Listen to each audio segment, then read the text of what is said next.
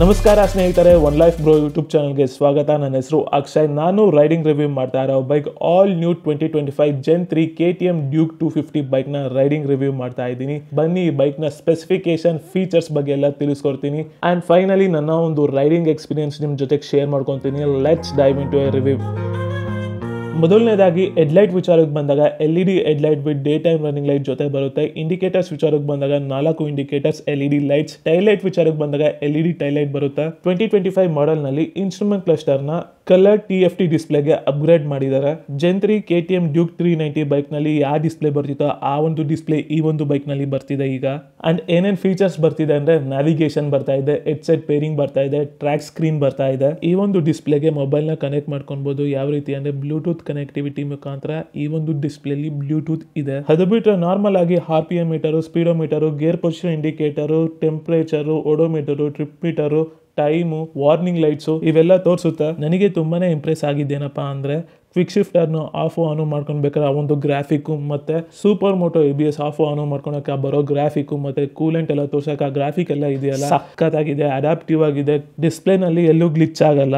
I think ಈ ಒಂದು display IP67 rated ಆಗಿರುತ್ತೆ, ಯಾಕಂದ್ರೆ ಮಳೆ ನೀರು ಬಿದ್ರೂ ಏನೂ ಆಗಲ್ಲ. ಇನ್ಸ್ಟ್ರೂಮೆಂಟ್ ಕ್ಲಸ್ಟರ್ ನ ನ್ಯಾವಿಗೇಟ್ ಮಾಡೋಕೆ 4-ವೇ ಸ್ವಿಚಸ್ ಕೊಟ್ಟಿದ್ದಾರೆ. ಹ್ಯಾಂಡಲ್ ಬಾರ್ ವಿಚಾರಕ್ಕೆ ಬಂದಾಗ ಸಿಂಗಲ್ ಪೀಸ್ ಹ್ಯಾಂಡಲ್ ಬಾರ್ ಬರುತ್ತೆ. ಮಿರರ್ಸ್ ಎಲ್ಲ ಚೆನ್ನಾಗಿದೆ. ಫ್ರಂಟ್ ವೀಲ್ ನ ಸಸ್ಪೆನ್ಷನ್ ವಿಚಾರಕ್ಕೆ ಬಂದಾಗ WP Apex USD ಸಸ್ಪೆನ್ಷನ್ ಜೊತೆ ಬರುತ್ತೆ. ಫ್ರಂಟ್ ವೀಲ್ ವಿಚಾರಕ್ಕೆ ಬಂದಾಗ 17 inches tyre profile, tubeless tyre, alloy wheels ಬರುತ್ತೆ. ಫ್ರಂಟ್ ನ ಬ್ರೇಕಿಂಗ್ ವಿಚಾರಕ್ಕೆ ಬಂದಾಗ dual channel ABS and radially mounted caliper ಬರುತ್ತೆ. ಯಾವುದೇ ಬೈಕ್ಸ್ ಆಗಿರಲಿ ರೇಡಿಯಲಿ ಮೌಂಟೆಡ್ ಬ್ರೇಕಿಂಗ್ ಕ್ಯಾಲಿಪರ್ ಇದ್ರೆ ಆ ಒಂದು ಬೈಕ್ ನ ಪಕ್ಕ ರೇಸ್ ಬೈಕ್ ಅಂತ ಕರೀತಾರೆ. ಇಲ್ಲ ರೇಸ್ ಬೈಕಿಗೆ ರೇಡಿಯಲಿ ಮೌಂಟೆಡ್ ಬ್ರೇಕಿಂಗ್ ಕ್ಯಾಲಿಪರ್ ಹಾಕಿರ್ತಾರೆ. ಬ್ಯಾಕ್ ವೀಲ್ ನ ಸಸ್ಪೆನ್ಷನ್ ವಿಚಾರಕ್ಕೆ ಬಂದಾಗ of set WP Apex monoshock suspension ಜೊತೆ ಬರುತ್ತೆ. ಅಡ್ಜಸ್ಟಬಲ್ ಎಲ್ಲ ಮಾಡ್ಕೊಬಹುದು. ಬ್ಯಾಕ್ ವೀಲ್ ವಿಚಾರಕ್ಕೆ ಬಂದಾಗ 17 inches tyre profile, tubeless tyre, alloy wheels, wider tyre section ಬರುತ್ತೆ. ಬ್ಯಾಕ್ ವೀಲ್ ನ ಬ್ರೇಕಿಂಗ್ ವಿಚಾರಕ್ಕೆ ಬಂದಾಗ ಫ್ಲೋಟಿಂಗ್ ಬ್ರೇಕಿಂಗ್ ಕ್ಯಾಲಿಪರ್ ಬರುತ್ತೆ with dual channel ABS and super Moto ABS ಬರುತ್ತೆ. ABS ವಿಚಾರಕ್ಕೆ ಬಂದಾಗ ಬೋಸ್ ಡ್ಯುಯಲ್ ಚಾನಲ್ ABS ಬರುತ್ತೆ ವಿತ್ ಸೂಪರ್ ಮೋಟೋ ಮೋಡ್ ಜೊತೆ ಬರುತ್ತೆ. ಆ ಸೂಪರ್ ಮೋಟೋ ಮೋಡ್ ನ ಆಫ್ ಆನ್ ಮಾಡ್ಕೊಬಹುದು. ಬೈಕ್ ನ ಫ್ರೇಮ್ ವಿಚಾರಕ್ಕೆ ಬಂದಾಗ ಸ್ಪ್ಲಿಟ್ ಟೆರ್ಲಿಸ್ ಫ್ರೇಮ್ ಬರುತ್ತೆ. ಕ್ರಬ್ ವೇಟ್ ಬಂದು 162 kg ಬರುತ್ತೆ. ಈ ಬೈಕ್ ನ ತೂಕ ರಾಯಲ್ ಎನ್ಫೀಲ್ಡ್ ಬೈಕ್ಸ್ ಗೆ ಹತ್ರ ಇದ್ರೂ ತುಂಬಾ ಲೈಟ್ ವೈಟ್ ಆಗಿ ಫೀಲ್ ಆಗುತ್ತೆ, ಯಾಕಂದ್ರೆ ಈ ಬೈಕ್ ನ ಬಾಡಿ ರೇಷಿಯೋ ಆಫ್ ಡಿಸ್ಟ್ರಿಬ್ಯೂಷನ್ ಆ ತರ ಮಾಡಿರ್ತಾರೆ, ಒಂದು ಪಕ್ಕ ಸ್ಪೋರ್ಟ್ಸ್ ಬೈಕ್ ತರ.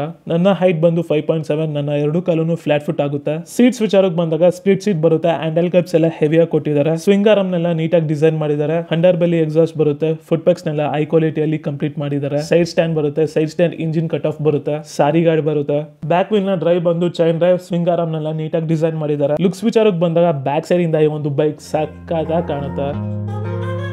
All new 2025 Gen 3 KTM Duke 250 bike ನ ಇಂಜಿನ್ ಸ್ಪೆಸಿಫಿಕೇಶನ್ ವಿಚಾರಕ್ಕೆ ಬಂದಾಗ 249cc single cylinder 4-stroke 4-valve liquid cooled F5 BS6 E20 fuel compatible with OBD ಜೊತೆ ಈ ಒಂದು ಬೈಕ್ ಬರುತ್ತೆ. ಈ ಒಂದು ಇಂಜಿನ್ ಗೆ LC4C ಅಂತ ಕರೀತಾರೆ. ಇಂಜಿನ್ ಕೂಲಿಂಗ್ ವಿಚಾರಕ್ಕೆ ಬಂದಾಗ ಲಿಕ್ವಿಡ್ ಕೂಲ್ಡ್ ಇಂಜಿನ್ ಆಗಿರುತ್ತೆ, ಅಂದ್ರೆ ಕೂಲೆಂಟ್ ಇರುತ್ತೆ ಈ ಒಂದು ಗಾಡಿಯಲ್ಲಿ. 6-speed gear transmission with assistant slipper clutch ಬರುತ್ತೆ ವಿತ್ ಕ್ವಿಕ್ ಶಿಫ್ಟರ್ ಪ್ಲಸ್ ಬರುತ್ತೆ.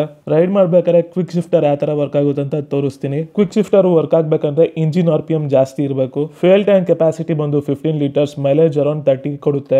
ಇಂಜಿನ್ ಸ್ಟಾರ್ಟಿಂಗ್ ಮೆಥಡ್ ಬಂದು ಸೆಲ್ಫ್ ಸ್ಟಾರ್ಟ್ ಅಷ್ಟೇ, ಕಿಕ್ ಸ್ಟಾರ್ಟರ್ ಎಲ್ಲ ಬರಲ್ಲ. ಮ್ಯಾಕ್ಸಿಮಮ್ ಪವರ್ ವಿಚಾರಕ್ಕೆ ಬಂದಾಗ 31 PS ಆಫ್ ಪವರ್ ಪ್ರೊಡ್ಯೂಸ್ ಮಾಡುತ್ತೆ. Maximum torque 25 Nm of torque produce ಮಾಡುತ್ತೆ. ಸರ್ವಿಸ್ ಕಾಸ್ಟ್ ವಿಚಾರಕ್ಕೆ ಬಂದಾಗ 2,000 ಇಂದ 5,000 ರೂಪಾಯಿ ತನಕ ಆಗ್ಬೋದು. ಇನ್ ವರ್ಸ್ಟ್ ಕೇಸ್ ಜಾಸ್ತಿನೂ ಆಗ್ಬೋದು. ಕೊನೆಯದಾಗಿ ನನ್ನ ಒಪಿನಿಯನ್ ಈ ಬೈಕ್ ಬಗ್ಗೆ ಏನಂದ್ರೆ, ಡ್ಯೂಕ್ 200 ತಗೊಳೋ ಬದಲು ಅಥವಾ 390 ಡ್ಯೂಕ್ ತಗೊಳೋ ಬದಲು ಈ ಒಂದು ಬೈಕ್ ನ ತಗೊಂಡ್ರೆ ಕಾಸಿಗೆ ತಕ್ಕಂತೆ ಕಜ್ಜಾಯ ಸಿಗುತ್ತೆ.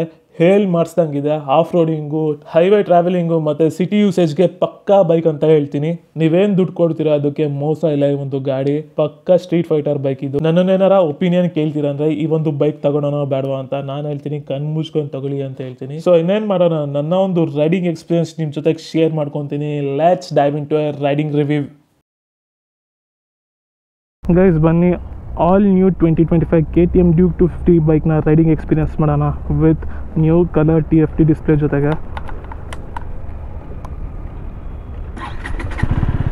ಇಂಜಿನ್ ಸೌಂಡ್ ಈ ಥರ ಕೇಳಿಸುತ್ತೆ,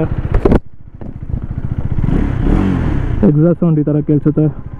so let's go for a ride.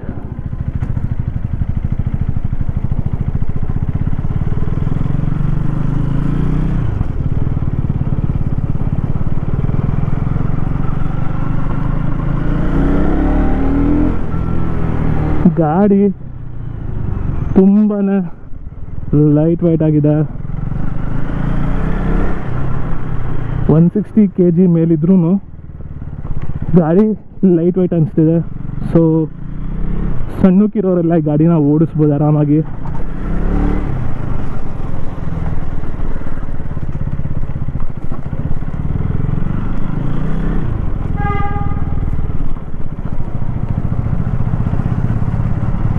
ನೋಡಿ ಲೈಟ್ ಈ ಥರ ಫಾಲ್ ಆಗ್ತಿದೆ. ನಾರ್ಮಲ್ ಲೈಟು, ಹೈ ಬೀಮು, ಮತ್ತು ಸ್ವಿಚಸ್ನಲ್ಲಿ ಲೈಟ್ ಗ್ಲೋ ಆಗ್ತಾ ಇದೆ.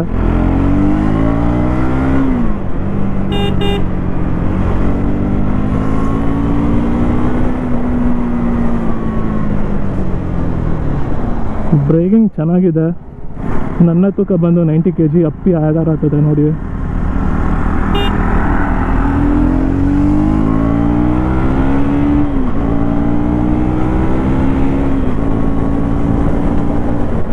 ವಾವ್, ಸಾಕಾದಾಗತ್ತದು. ಈ ಒಂದು ಟೆರ್ಲಿಸ್ ಫ್ರೇಮು ತುಂಬಾ ಕಂಫರ್ಟ್ ಲೆವೆಲ್ ಜಾಸ್ತಿ ಕೊಡುತ್ತೆ ಕಾರ್ನರಿಂಗ್ ಮಾಡೋಕ್ಕೆ, ಮನೂವರ್ ಮಾಡೋಕ್ಕೆ.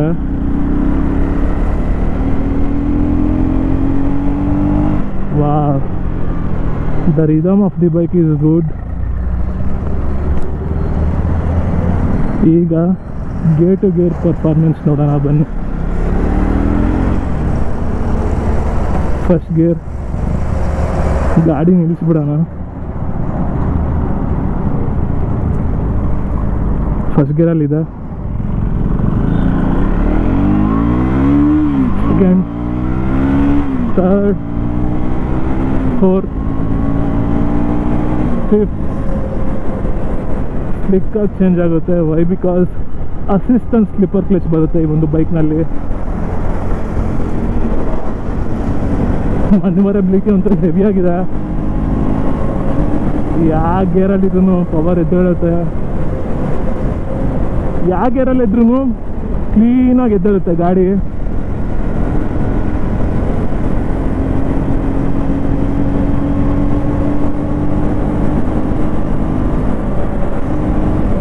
ಹಂಡ್ರೆಡಿಗೆಲ್ಲ ಹೋಗೋಕ್ಕೆ ಇದು ಕಷ್ಟನೇ ಪಡಲ್ಲ.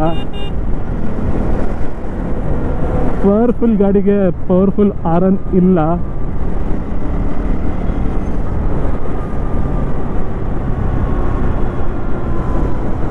ಮನೂವರ್ ತಗೊಳಕ್ಕಂತೂ ಈ ಗಾಡಿ ಸಖತ್ತು.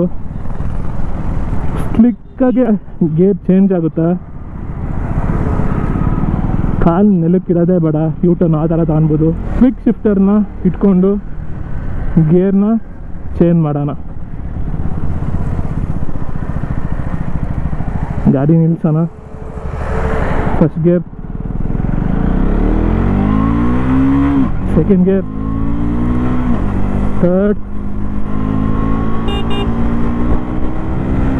Fourth, fifth, six.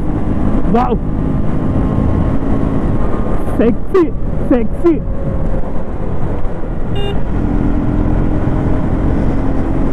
ಲಾಂಗ್ ಡ್ರೈವಲ್ಲಿ ಹೋಗ್ಬೇಕಾದ್ರೆ ಅಂತೂ ಈ ಕ್ವಿಕ್ ಶಿಫ್ಟರ್ಸ್ ಅಂತೂ ಸಖತ್ ಹೆಲ್ಪ್ ಆಗುತ್ತೆ ಗುರು. ಹೈ ಸ್ಪೀಡ್ ಸ್ಟೆಬಿಲಿಟಿಯಲ್ಲಿ ಸಿಂಗಲ್ ಹ್ಯಾಂಡ್ನಲ್ಲಿ ಓಡಿಸ್ಬೋದು, ವಾಬ್ಲಿಂಗ್ ಎಲ್ಲ ಆಗಲ್ಲ.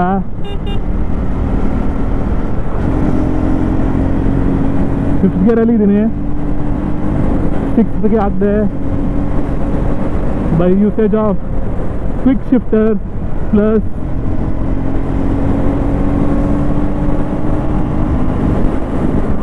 ಸೆಕ್ಸಿ ಗಾಡಿ ಗುರು.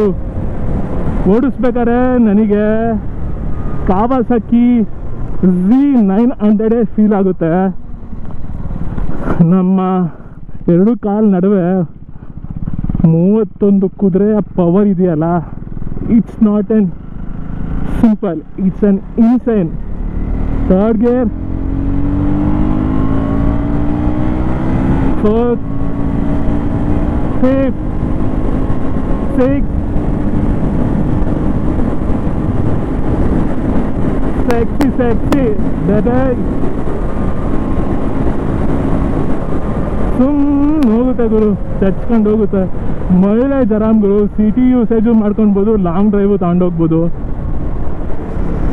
ಈ ಗಾಡಿ ಓಡಿಸಿದ್ರೆ ಭಯ ಆಗಲ್ಲ ಗುರು. ಹ್ಯಾಂಡಲ್ ಬಾರ್ ವಿಚಾರಕ್ಕೆ ಬಂದಾಗ ಸಿಂಗಲ್ ಪೀಸ್ ಹ್ಯಾಂಡಲ್ ಬಾರ್ ಬರುತ್ತೆ.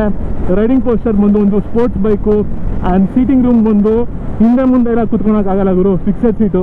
ಅಂದರೆ ಸಣ್ಣಕ್ಕಿದ್ರೆ ಆಗುತ್ತೇನೋ, ನಾನು ದಪ್ಪ ಇದ್ದೀನಿ, ನನ್ನ ತಿಕ್ಕ ದಪ್ಪ ಇದೆ, ಸೊ ಹಿಂದೆ ಮುಂದೆ ಎಲ್ಲ ಕುತ್ಕೊಳಕ್ಕಾಗಲ್ಲ. ಸ್ವಲ್ಪ ಪ್ರೈವೇಟ್ ಪಾರ್ಟಿಗೆ ಟಚ್ ಆಗುತ್ತೆ. ಪಿಲಿಯನ್ ಸೀಟ್ ಚೆನ್ನಾಗಿದೆ, ಹಳೆ ಡ್ಯೂಕಿ ಕಂಪೇರ್ ಮಾಡಿದ್ರೆ ಈ ಒಂದು ಸೀಟು ಚೆನ್ನಾಗಿದೆ ಪಿಲಿಯನ್ ಕುತ್ಕೊಳಕ್ಕೆ. ಲಾಂಗ್ ಡ್ರೈವ್ ಎಲ್ಲ ಆರಾಮಾಗಿ ಹೋಗ್ಬೋದು. ಆದರೆ ಸೀಟ್ ಮಾತ್ರ ಕುಷನಿಂಗ್ ಏನೂ ಇಲ್ಲ ಬೈ KTM. ನೀವೇನಾರ ಕುಷನಿಂಗ್ ಹಾಕ್ಸ್ಕೊಳ್ಬೇಕು. ಬಟ್ ಮಿರರ್ಸ್ ಮಾತ್ರ ಸಖತ್ತಾಗಿದೆ ಗುರು. ಡ್ಯೂಕ್ 200 ಏನು ಕಾಣಿಸೋದೇ ಇಲ್ಲ, ಇದರಲ್ಲಿ ಎಲ್ಲ ಕಾಣಿಸುತ್ತೆ. ಹಿಂಗಡೆ ದೊಡ್ಡ ಲಾರಿ ಬಂದರೂ ಕಾಣಿಸುತ್ತೆ, ಅದರಲ್ಲಿ ಕಾಣಿಸೋದೇ ಇಲ್ಲ. ನಮ್ಮ ತೋಳೆ ಅಡ್ಡ ಬಂದ್ಬಿಡ್ತದೆ ಅದಕ್ಕೆ. ಸೊ ಈಗ ಸಿಟಿಯಲ್ಲಿ ಗಾಡಿ ಯಾವ ಥರ ಪರ್ಫಾರ್ಮೆನ್ಸ್ ಆಗುತ್ತೆ ಅಂತ ನೋಡೋಣ ಬನ್ನಿ.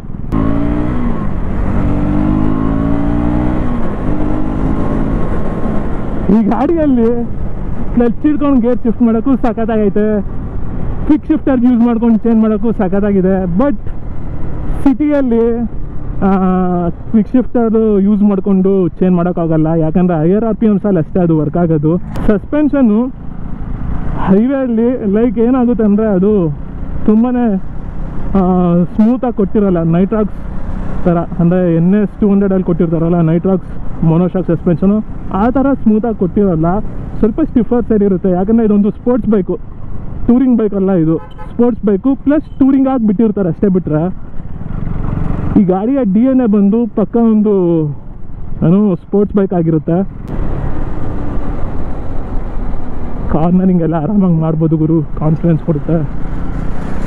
ಯಾಕೆ ಕಾನ್ಫಿಡೆನ್ಸ್ ಕೊಡುತ್ತೆ ಅಂದರೆ ವೈಡ್ ಔಟ್ ಟೈರ್ ಸೆಕ್ಷನ್ ಇದೆ, ಜೊತೆಗೆ ಚೆರ್ಲಿಸ್ ಫ್ರೇಮ್ನ ಒಂದು ಬೆನಿಫಿಟ್ಟು. ಈಗ ಸಿಗ್ನಲ್ನಲ್ಲಿ ನಿಲ್ಲಿಸಿದ್ದೀನಿ, ನನ್ನ 2 ಕಾಲೂ ಫ್ಲ್ಯಾಟ್ ಫುಟ್ ಆಗ್ತಾ ಇದೆ. ನನ್ನ ಹೈಟ್ ಬಂದು 5.7. ಸಾಕಾಗಿದೆ ಗುರು. ಅದೇ ಹೇಳ್ತಿದ್ನಲ್ಲ, ಇದು ಹುಡುಗರ ಥರ ಪವರ್ ಜಾಸ್ತಿ, ಟಾರ್ಕ್ ಕಮ್ಮಿ. ಹುಡುಗಿಯರ ಯಾವ ಥರ ಅಂದರೆ ರಾಯಲ್ ಎನ್ಫೀಲ್ಡ್ ಬೈಕ್ ಥರ ಪವರ್ ಕಮ್ಮಿ, ಟಾರ್ಕ್ ಜಾಸ್ತಿ. ಫ್ರಂಟ್ ಸಸ್ಪೆನ್ಷನ್ ಚೆನ್ನಾಗಿದೆ,